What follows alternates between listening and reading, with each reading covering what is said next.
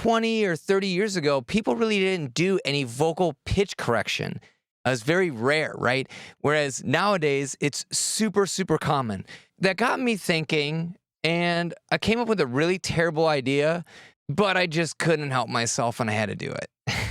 So in this video today, I'm going to pull you into a session where I hand tune Beat It by Michael Jackson and then also auto-tune it and make it more modern sounding. But for anybody who records their own music or is into audio production, this is a cool video where you get to kind of see how music was arranged and constructed back in the 80s. And if you don't care about this whole technical process at all and you just want to hear what Michael Jackson sounds like auto-tuned, you can just click the little banner icon thingy here and it'll take you to that video which just has the song. All right, so here is the session. I know it looks kind of crazy right now, but basically I had the original Beat It track by Michael Jackson and I was able to extract basically the instrumental and then the lead vocals or the vocals in the center channel and then the background vocals. Now I've loved Michael Jackson's music forever, and I never noticed that he was actually a little pitchy on his songs.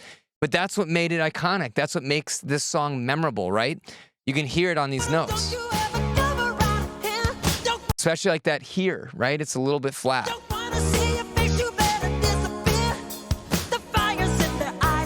Now again, like the performance is incredible, but you know, maybe there's a little bit of pitch problems. So maybe we could make a better version of Beat It if we tune the vocals. I hope you guys don't find me and burn my house down for saying that. So let's check out what I was able to extract. So here's the instrumental. It does a pretty good job. Really, we don't hear the vocals at all. Here's the lead vocal I extracted.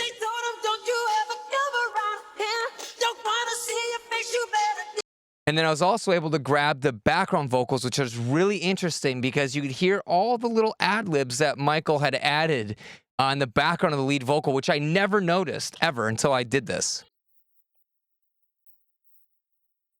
Like that little, I never heard that before. And that, ooh, yeah, like these two right here. Like, who is this low voice?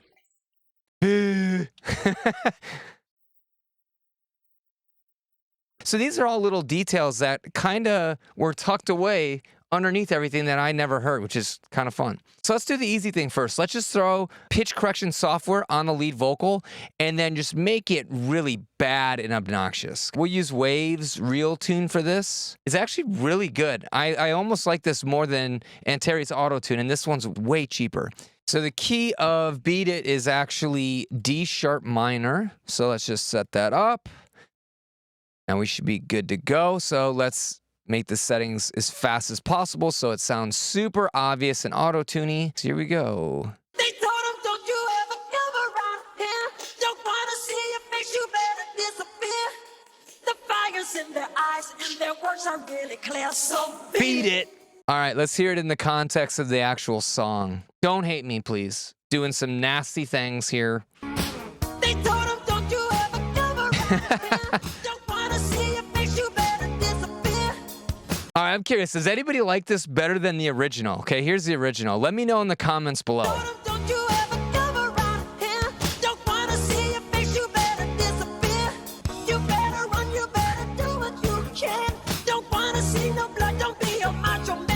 Let's try to make it a little bit more transparent sounding. So let's slow the note transition, we'll slow the retune. That kind of captures some of the organic nature of Michael's voice, and it won't make it sound too auto-tuney. But it will help tighten up the pitch a little bit. So let's see how that sounds. They told him, don't you ever come around here.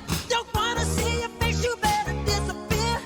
You better run, you better do what you can.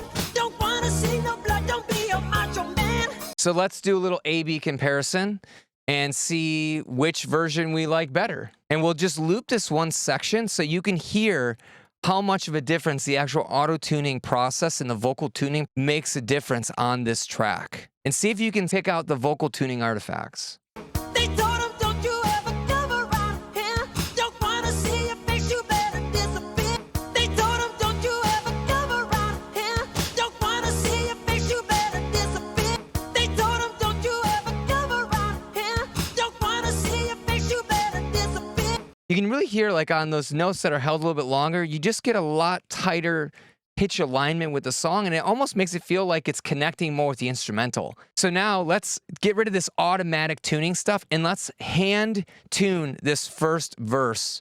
So I'm just gonna use the built-in vocal tuning software in Cubase. This is called VariAudio.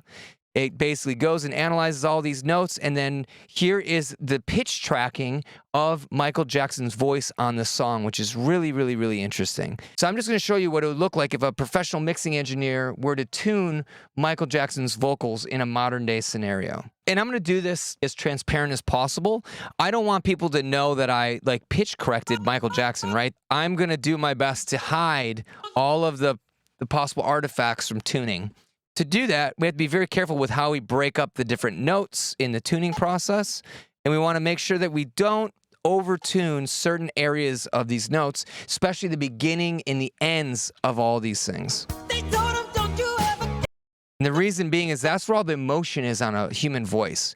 If you tune the transitions to the notes too tightly, it's not good. You lose that natural emotion behind the vocal, and then people can start hearing that something's a little bit off, or the song doesn't feel as emotionally connected to the listener.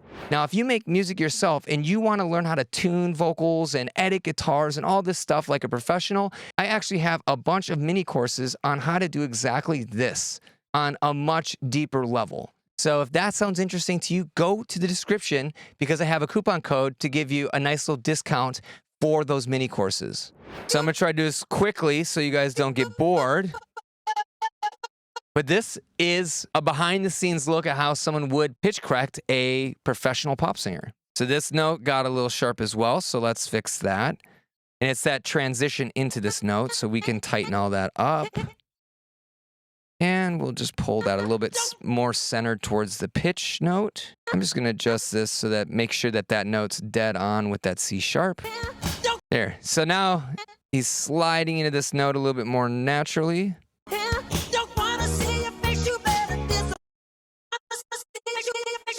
These are not perfect performances, right?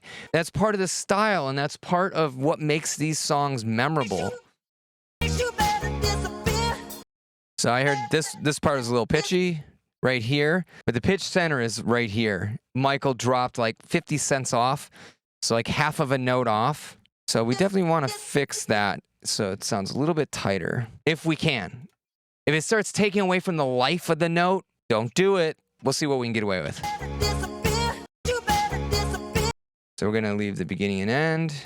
And it looks like this actually goes up here. So this looks like it was maybe, I can't tell if this is like being two notes or vibrato. Let's just try to make it one note, push it up here, and try to hide that transition. See if that sounds better.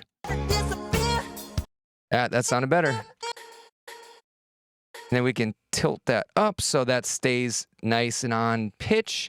You can see the original is in the orange and it actually was falling off pitch. So we want to make sure that's up.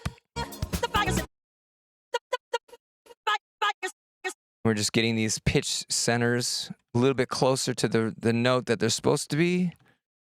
Awesome.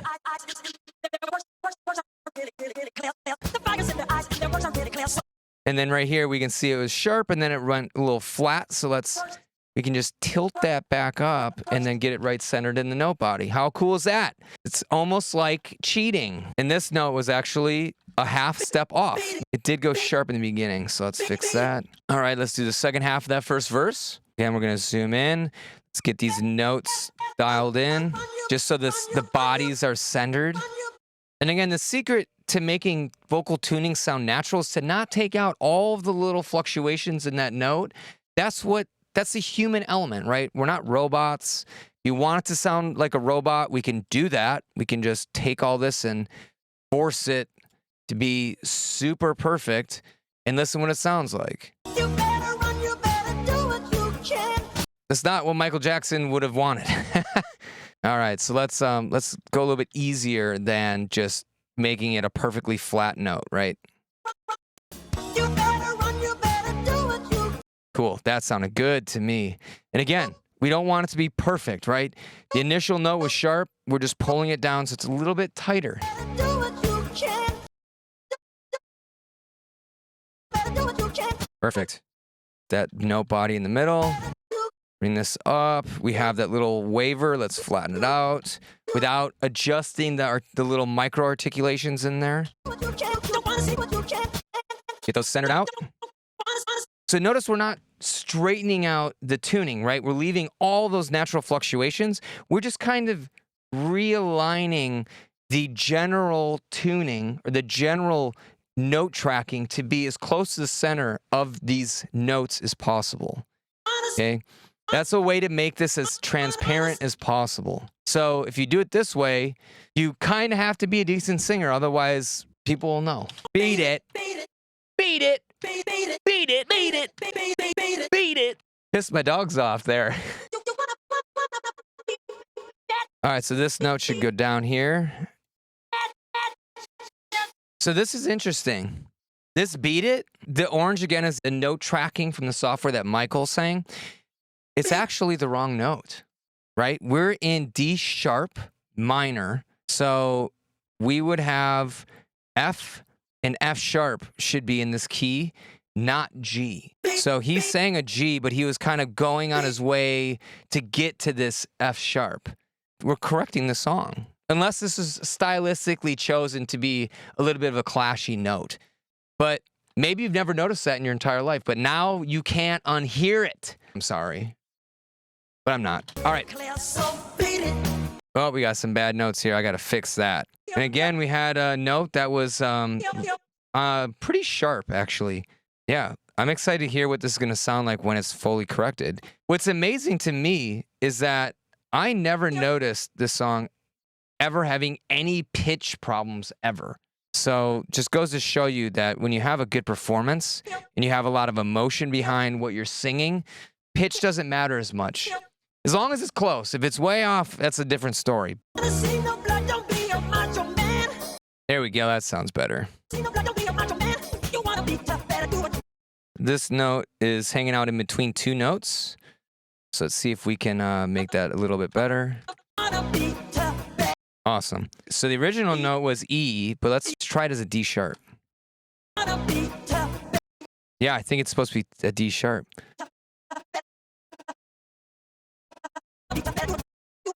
Cool, let's just tighten this up a little bit more. Give it our all. Give it the old college try, you know? That's what I always say. Man, I can't believe it was this sharp in the original recording.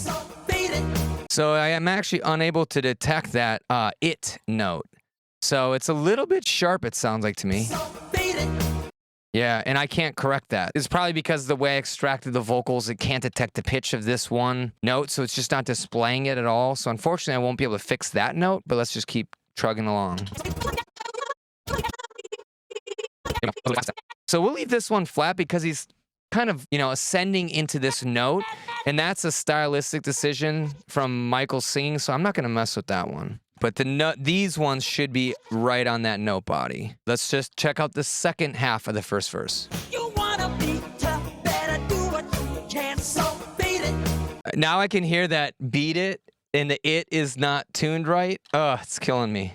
We can make this fun. Let's make it super poppy and really tight. Want this note tighter.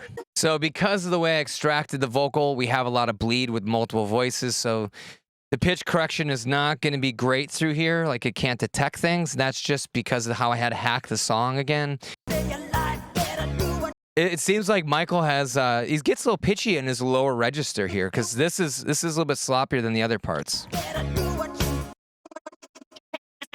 But he probably knocked this out in one take, so I guess I'll give it to him. He can also dance a lot better than me, so.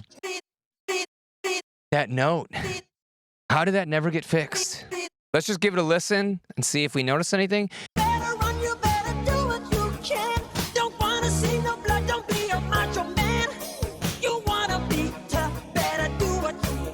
Sounding great.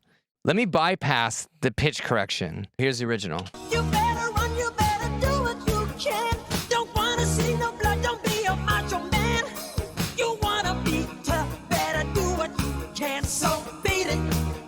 I don't know. I kind of like it with the tuning more. And then finally, as promised, let's tighten up the tuning and then take out most of the life out of this track so you can hear what overtuning does and why you need to avoid this at all costs. Here we go. You better run, you better do what you can. Don't wanna see no blood, don't be a macho man. You wanna be tough, better do what you can, so beat it. And this isn't even going to 100%. A lot of times people will max this out so that it is just a straight tone. You better run, you better do what you can. Don't wanna see no blood, don't be a macho man.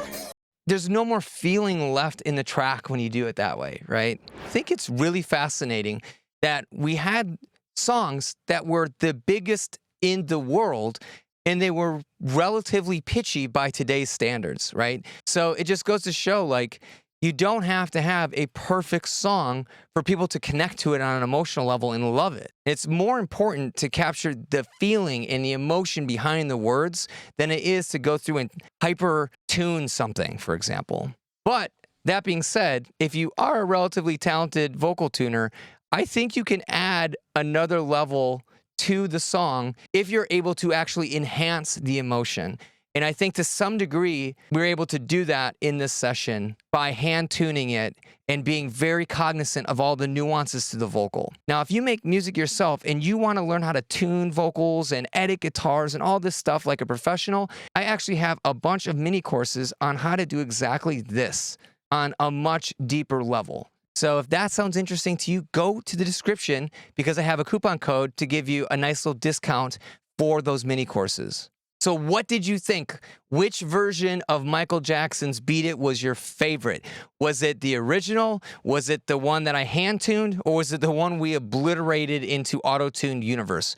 Let me know in the comments. And also, I'm curious to hear your thoughts on if you think that today's music might be tuned too much or maybe too perfect. Do you think it's taking some of that emotion away compared to the songs that were made 20 and 30 years ago?